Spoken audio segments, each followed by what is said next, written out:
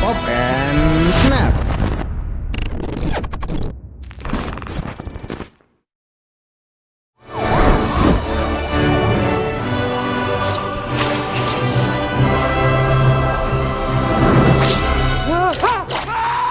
Rasanya tidak lengkap apabila membicarakan karakter-karakter superhero tanpa menyebut manusia laba-laba dari Marvel ini. Ya, Spider-Man merupakan salah satu superhero yang paling terkenal di dunia dan mempunyai basis penggemar yang besar di seluruh dunia. Karena itu, tidaklah mengherankan apabila Spider-Man masuk ke jajaran superhero yang paling banyak mempunyai film solo live actionnya sejauh ini. Bila dihitung dari era Tobey Maguire, Andrew Garfield, hingga era Tom Holland saat ini, tercatat manusia jaring ini sudah mempunyai 7 film solo live actionnya, yang masing-masing tentulah menghadirkan kenangan tersendiri bagi para penggemarnya. Yang menariknya, walau 3 aktor tersebut sama-sama berperan sebagai Spider-Man yang bernama si Peter Parker, namun di film Spider-Man-nya masing-masing memiliki pasangan yang berbeda, yaitu Spider-Man Tobey Maguire dengan Mary Jane, Spider-Man Andrew Garfield dengan Gwen Stacy, dan terakhir Spider-Man Tom Holland dengan Michelle Jones. Di video kali ini, Pop and Snap ingin merangkum film-film Spider-Man ini dari nilai yang terendah hingga yang terbaik. Tapi sebelum kita ulas lebih lanjut, jangan lupa untuk di-like, share, dan di-subscribe ya guys, agar kalian mendapatkan info-info menarik lainnya.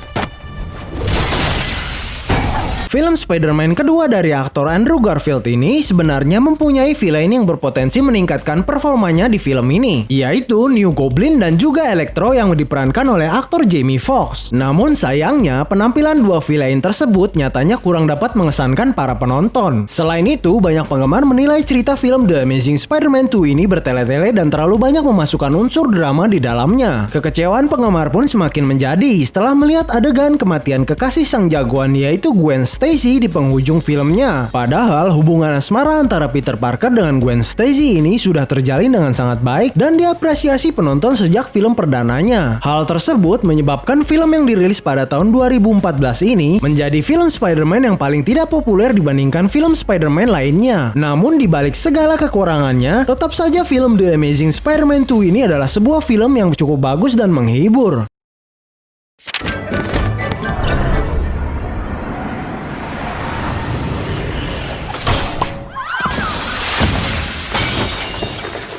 Setelah proyek Spider-Man 4 dibatalkan karena sutradara Sam Raimi mengundurkan diri, akhirnya Sony memutuskan mereboot film manusia laba-laba ini dengan judul The Amazing Spider-Man. Dengan menggait Mark Webb sebagai sutradara dan Andrew Garfield sebagai sang tokoh utamanya, film ini terhitung sukses di pasaran. Peter Parker versi Andrew Garfield sendiri dirasakan jauh lebih ceria, lucu, dan lebih sering melontarkan guyonan segar dibandingkan Peter Parker garapan Sam Raimi. Hal ini mendapatkan respon positif karena Peter Parker versi Andrew Garfield ini dianggap lebih mirip dengan karakter yang ada di komiknya. Selain itu, kehadiran Gwen Stacy yang dengan baik diperankan oleh aktris Emma Stone pun mendapatkan apresiasi dari penggemar. Namun sayangnya, alur cerita di film ini terasa agak membosankan bagi sebagian penonton. Pertarungan-pertarungan di film ini pun dianggap masih kalah apik dibandingkan film Spider-Man garapan Sam Raimi, dan hal ini diperparah dengan kehadiran sang villain, yaitu Lizard yang terasa kurang menarik dan berkesan bagi penonton. Hal-hal tersebut membuat film yang dirilis pada tahun 2012 ini dianggap masih belum dapat melampaui film pendahulunya.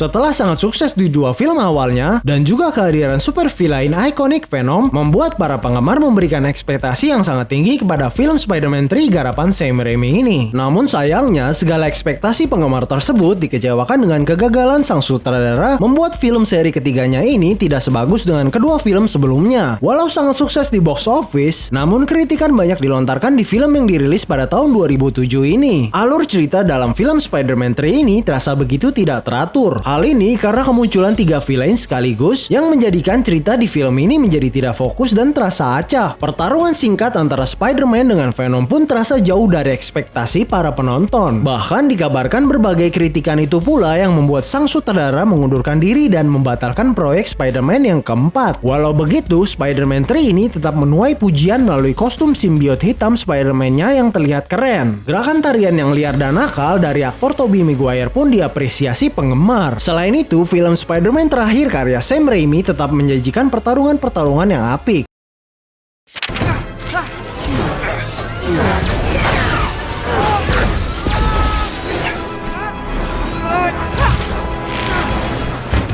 Setelah Sony memulai kerjasama dengan MCU, tokoh Spider-Man pun akhirnya dapat tergabung ke dalam semesta dunia Avengers. Setelah diperkenalkan dan mendapatkan respon positif dalam film Captain America Civil Wars, Spider-Man akhirnya mempunyai film solo di dunia MCU melalui film Spider-Man Homecoming yang dirilis pada tahun 2017 ini. Berbeda dari film solo pertama Spider-Man pendahulunya, di mana menceritakan asal-usul Peter Parker menjadi manusia laba-laba. Film Spider-Man Homecoming membawa angin segar dengan sentuhan khas film remaja yang fokus dengan kisah Peter Parker membagi waktu antara kehidupan sekolah dan pahlawan supernya. Tom Holland yang berperan sebagai Peter Parker pun dipuji oleh para penggemar karena sukses menghadirkan Peter Parker yang jenaka, lucu, banyak bicara sekaligus menarik. Selain sang aktor utama, kehadiran aktor Michael Keaton yang dengan sangat baik memerankan The Future sebagai villain pun menambah pesona film ini.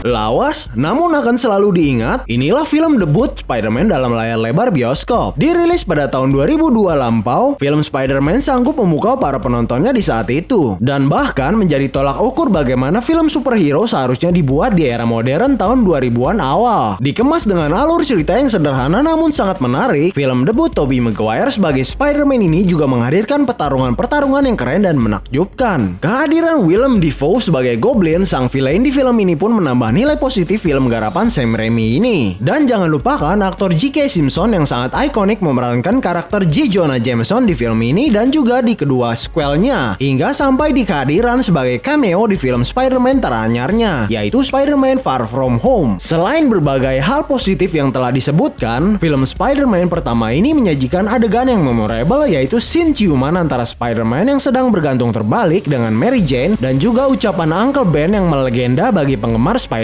yaitu "With great powers comes great responsibility".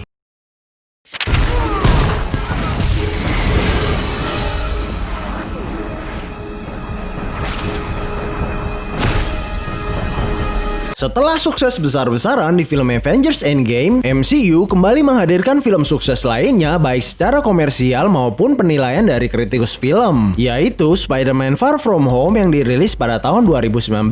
Film kedua Tom Holland sebagai manusia laba-laba ini nyatanya mampu menghadirkan film yang lebih bagus dari film pertamanya, dan bahkan hampir menjadi film solo Spider-Man terbaik yang pernah ada. Pujian pun kembali diberikan oleh Tom Holland yang semakin mengukuhkan dirinya sebagai Peter Parker generasi saat ini. Dikemas dengan alur cerita yang sangat baik dan menarik, di mana menceritakan Peter Parker yang masih remaja merasa tertekan dengan statement bahwa dialah the next Iron Man. Penonton pun disajikan plot twist yang cukup mengejutkan di pertengahan dan akhir filmnya. Kehadiran Mysterio yang diperankan oleh Jake Gyllenhaal dalam film ini juga amat berkesan bagi para penonton yang semakin menambah daya tarik film garapan sutradara John Watts ini. Belum cukup sampai di situ, pertarungan antara Spider-Man dengan Mysterio dalam film ini pun disajikan dengan visual yang amat memukau para penontonnya. Berbagai aspek positif tersebut membuat film Spider-Man terbaru ini dianggap sebagai salah satu film Spider-Man terbaik yang pernah ada.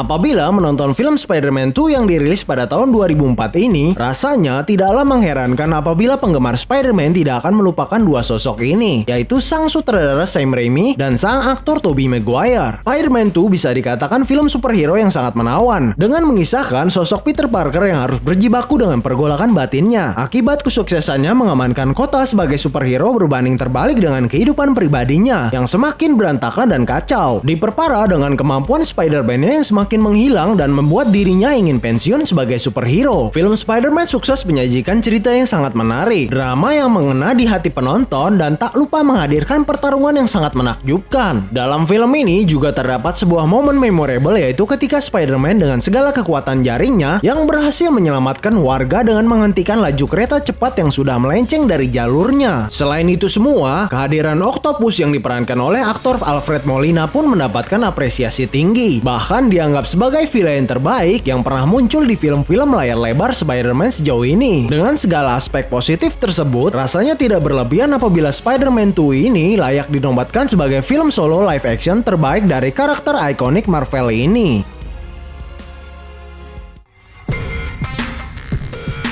Ya, itulah film layar lebar solo live action Spider-Man. Dari yang terendah sampai ke yang terbaik versi Pop and Snap. Kira-kira setujukah kalian? Atau kalian mempunyai daftar film-film terbaik Spider-Man sendiri? Bisa di komen di bawah video ini. Terima kasih dan sampai jumpa di video berikutnya.